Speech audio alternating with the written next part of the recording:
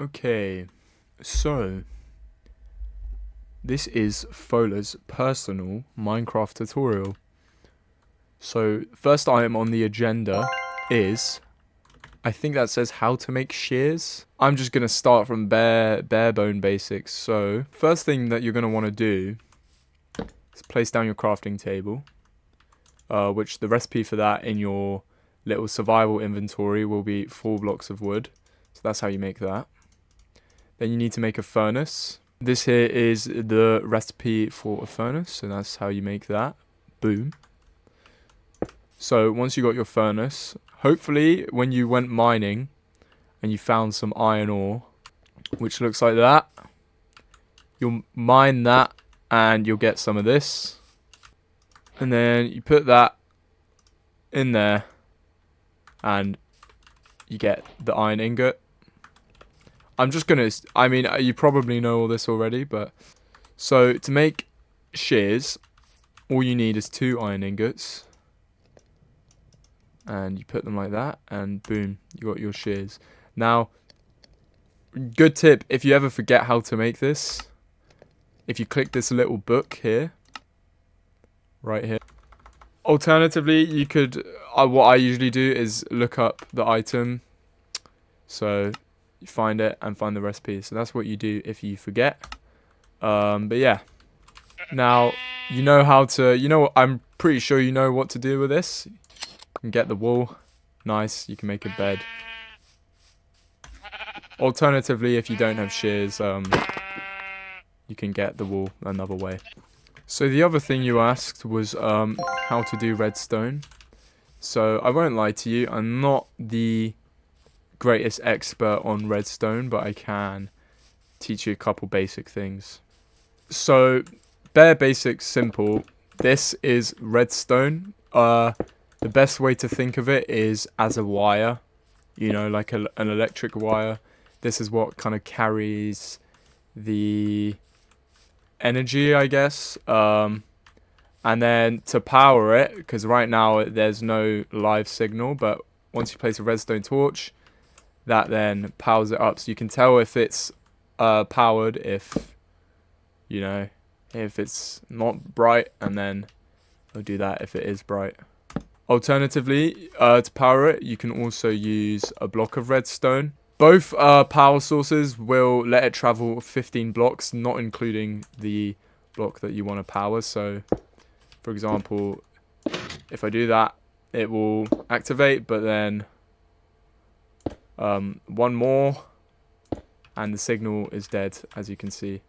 Now, another thing about redstone torches is if you place one on top of another, it will deactivate the one on top. I think though that only works, so yeah, so you can still, it's only the one on top of the other.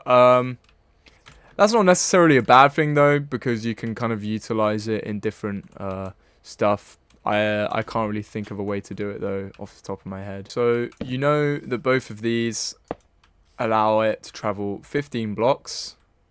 The benefit of this is you kind of have more freedom of where you can place it, whereas with the torches they have to be placed on a block. You can't place them on top of each other. And also, of course, as I mentioned before with that, it deactivates one. These don't run out though, as like power sources. They'll never run out, so it's kind of just indefinite energy. So if one of these are powering a redstone current, it will always be live. So let's say I have that piston. So there's different ways to activate a redstone contraption, I guess. So the lever or lever, that will keep an indefinite signal. So it's kind of like, think of it as a light switch. That gives you a permanent signal, a lot like the block over there, or the redstone torch, except you can control it. You can switch it on and off. Now the button, similar but a bit different. That gives a temporary signal.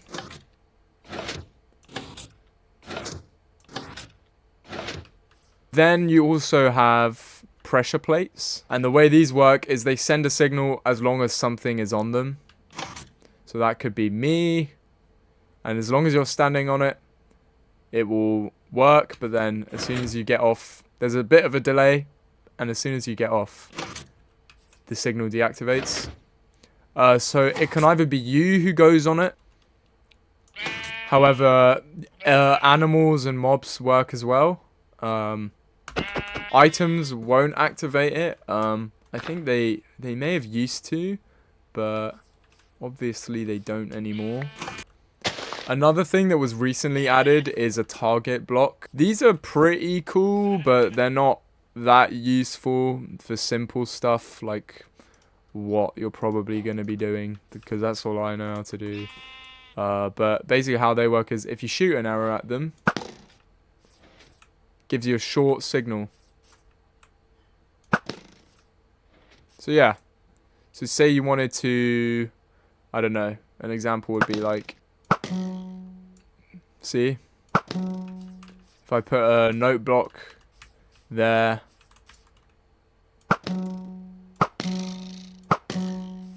And the last thing I wanted to show you, there's more stuff, but the rest of it is a bit complicated, is called a redstone repeater. So what a redstone repeater does is, say you have a signal that hasn't traveled far enough, this will essentially repeat the signal another 15 blocks. 1, 2, 3.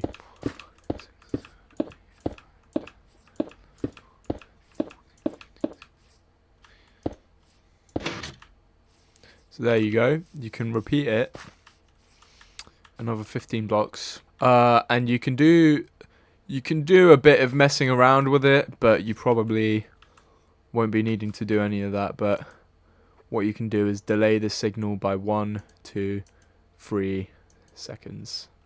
So let's say I have a signal there and I want to delay it by 2 seconds. Or 2 ticks. It's not seconds, they're called ticks. It's not really a second. And then if I wanted to see, there's a bit of a delay as opposed to whoopsie daisy. Having it like that, it's almost instant. Like that. It's a bit of a delay. It's a bit more of a delay. And then there's a lot more of a delay there. So an interesting thing you can do is something like, this is just a fun little thing. You might not need to do this, but 1, 3, and then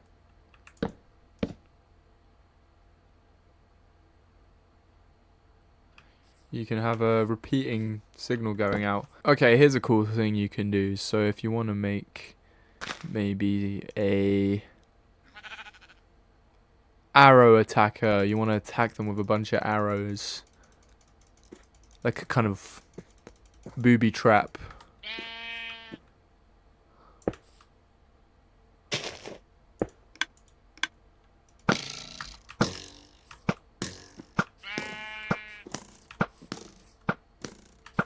It's pretty cool.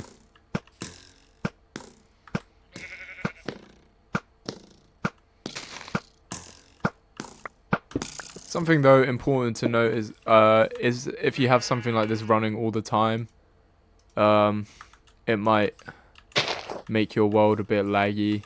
It's still a cool thing to have and know how to do. So you might have also noticed just then is that will not activate, and that is because the signal, if you want a kind of machine to activate, the signal needs to be going into it. So like that. However, you can't have it doing this, because unfortunately if you place them in a line, they won't go into it, they'll just run along a line. So what you'll have to do is you'll have to use repeaters to go into the thing, and then as you can see the line goes into them, and that's how you link them in. I think that's a pretty good way to go into the next thing about redstone, which is the machines. There's different types of machines. You got dispensers, which I showed you, droppers, hoppers. Okay, so here's the first thing, which is the piston, which you've already seen. That pushes blocks, so let me get my iron block. Iron block's good just because it has an outline, so it's easy to kind of distinguish. Like, so that moves the block, but it keeps it there. It doesn't move it back. So it's cool for some stuff, but you will usually want to use a sticky piston, which again you can use the crafting table if you want to learn how to make that. And so that will move the block, and it will also come back with it, which is cool. So it's this type of stuff that you want to use for like doors. Other thing is a dropper. So what this does is it's kind of just in the name. It drops stuff. So let's just put this in there. It will just drop the item. It won't dispense it. So if this were a dispenser instead, it will make a sheep. Bye bye. So these both look very similar, but the dispenser is a kind of, if you look at it, it has a little shocked face, and the hopper has a little smiley face. It's not actually a face, but I think they kind of look like faces. So yeah, dropper. So say if you put an arrow in a dropper, an arrow item will come out, whereas if you put an arrow in dispenser, it will shoot an arrow. The same thing will happen with water. Gives you the item, shoots it out. And good time to mention, water actually destroys redstone. So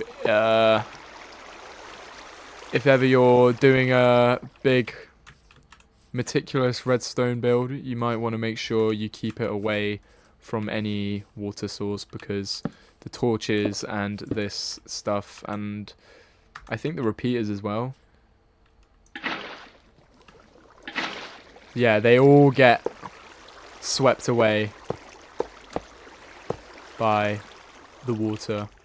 So just make sure you don't get your water over your redstone. Oh yeah, so the next redstone tool or machine is an observer. So the way an observer works is you place it down and it will face the way that you placed it.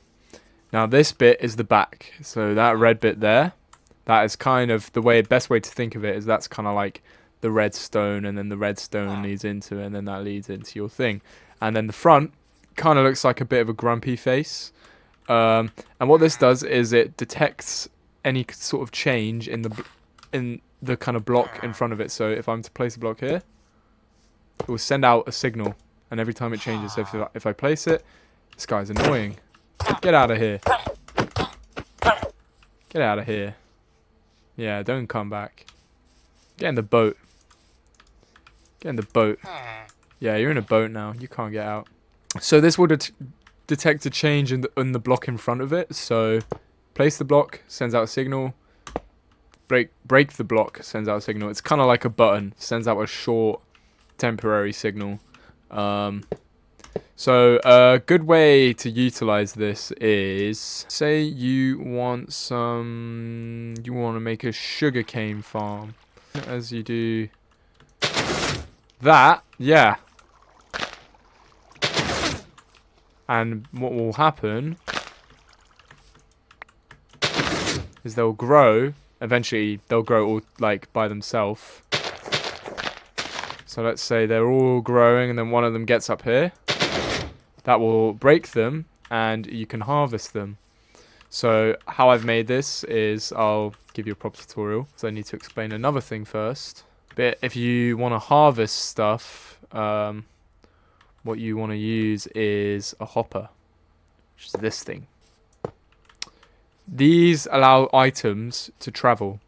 So if you right click it, the same you do like a chest, right click it, you can see the items that are in it. So if I put something in this, nothing happens, but if you crouch like this, if you crouch and then click on it, this hopper will lead into that hopper.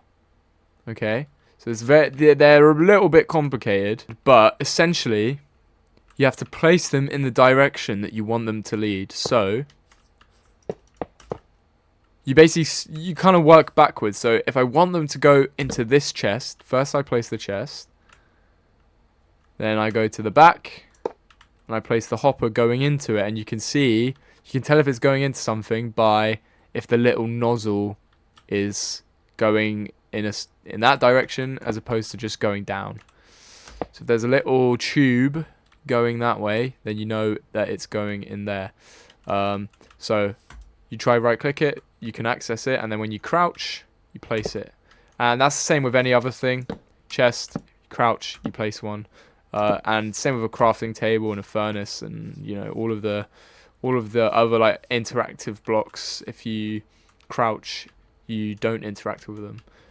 Just a useful tip. So if I want this hopper leading into that hopper and that hopper, what eventually happens is if I put this in, where'd it go?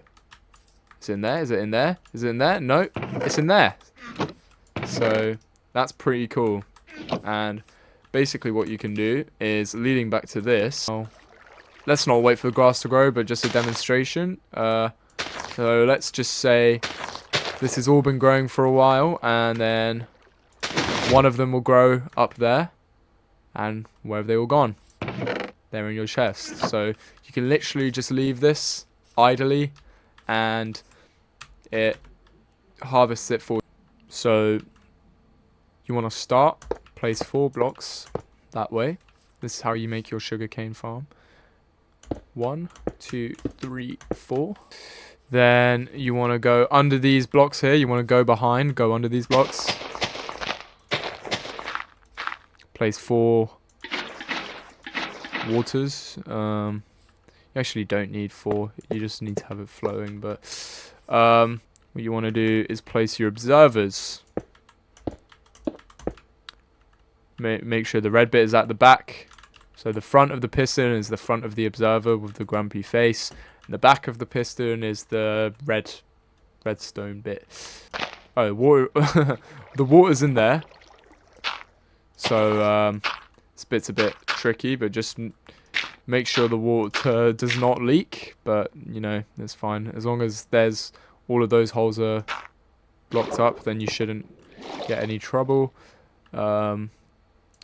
1, 2, 3, 4. So you got 4 redstone torches there. And then remember what I told you earlier. If a redstone torch is above 1, then it deactivates. So these will be inactive until necessary. And then these above those, place 4 blocks above those deactivated torches, and then have a redstone signal going into coming out of each of these observers. Then you want to set up your collection system. Okay, so this is where your sugarcane's gonna go. You can place it because there's water. You can't place sugarcane if it's not next to water. So yeah, it has to be next to water. And then you want to place your chest. Bada bing, bada boom. Then break 4 holes. And then remember what I told you about the hoppers. So this hopper goes into that chest, and then this hopper goes into that hopper. And then just to make it more smooth, this hopper goes into that chest, and this hopper goes into that hopper. And then that should be it. Once you, so let's say all of these grow, they'll grow by themselves, and then once one grows, they grow 3 blocks high. So once one of them grows 3 blocks high, they'll all be harvested. Now you also, of course, you want to make sure you just block up all of this so that they don't go anywhere. So once you make that, and they all go into the hoppers, and then they go into the chest. So you've got your cool little farm there. Now, another thing that you might want to make is a door. You do a bit more jazz, you know. Another thing you might want to make is a little door. So this is my super cool, very, very simple redstone door design. This is probably as simple as you're going to get it. So that's how it works basically. It's automatic. I tend not to use those just because even though it's automatic for you, it's automatic for everyone else, and if that guy's a zombie or a creeper, you're not going to be happy. So I tend to use buttons. I'll give you a demonstration on how to build it in a second. Oak button. That will just give you quite a long bit of time to get through the door. But if you want it to be quicker, the stone button is gives you a quicker open and night speed. So how this works is step 1. Place 2 sticky pistons like so. Then use your block of choice. Iron is my block of choice. As I said before, it's easy to see. So 2 pistons and then 2 of your block. 1 block there. And then you got redstone dust there. Now under that block, you want a redstone torch. Now that's going to make it so the signal travels through the block and then powers that redstone. And both of these will be powered indefinitely. And so that is the default state now. They're active. They are fully functional. But how do I open it? It's closed. So how does it open? Good question. So I think I should explain first. So how this is going to work is you're going to have a redstone signal from that redstone torch. And what you want is for this repeater to deactivate the redstone torch, because you know the redstone torches deactivate the redstone torches, and those are kind of, you know, redstone torches. So but it doesn't do it. Now this bit I honestly don't know why, but you have to do it into the block. So and that deactivates it. It has to go into the block that it's on, not next to it. And I feel okay, like that kind of makes sense because those don't deactivate those, but you know, that does. There's something to do with blocks and how they work in signals. I'm honestly not sure how it works, but yeah, that's just, or you don't need to understand. You just need to know and do it, and it will work. So once you place a signal, once this signal activates, it goes into this block and it deactivates that. Once you break it, this will be active again. So how this is going to work, if you've already guessed, is that being active means this will be closed as a default. So you want to have your repeater go into the block that the redstone torch is on, and then it will open. Now, of course, you don't want to place a redstone torch anytime you want to go into your house. That's it's not really very cool. So you send the redstone signal where you want the button to go. I want the button to go in front of the door, just because it's way more convenient. You only really get a short window for the door to open, and you don't want to be faffing about. So actually, I won't cover this up because it's important to see. But so you got your oak button that sends a signal there, deactivates that. Oh, deactivates that. Means that the signal on these ends and they go back to their closed position. And then...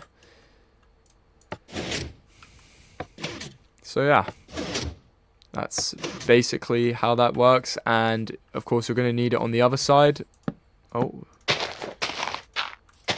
Because no one wants a one-way door. So you just do it again. Duh-duh. My buttons to there. So boom, boom, boom. Bish, bash, bosh. There you go. There is your door. Now, of course, you want to decorate it or cover it up. You don't want these piston things showing because they're kind of ugly. So let me just cover all of this up. So let's say if you wanted a super secret vault room. You didn't want anyone seeing with all your diamonds and gold in it and whatnot. Oh, it's shiny. Yeah, my texture pack is a bit weird, but you know, it's fine. Let me out. I don't like it in there. Yeah, there's your super secret door. Hopefully that wasn't too hard to follow, and yeah. So I've taught you basically how all of the stuff works, how the redstone signals work. You know how to make a door, you know how to make a farm, you know how the hoppers work, you know all the ways you can activate something with a pressure plate, with a target, with a lever. Okay, so you're playing on Minecraft Bedrock Edition, which is Minecraft for Windows, which is the version that Microsoft made when they bought Minecraft, as opposed to Java Edition, which is the original version. They're literally they're the same game, more or less. They get the same updates. Only difference is for Minecraft Bedrock, you can play it on Nintendo, your iPad.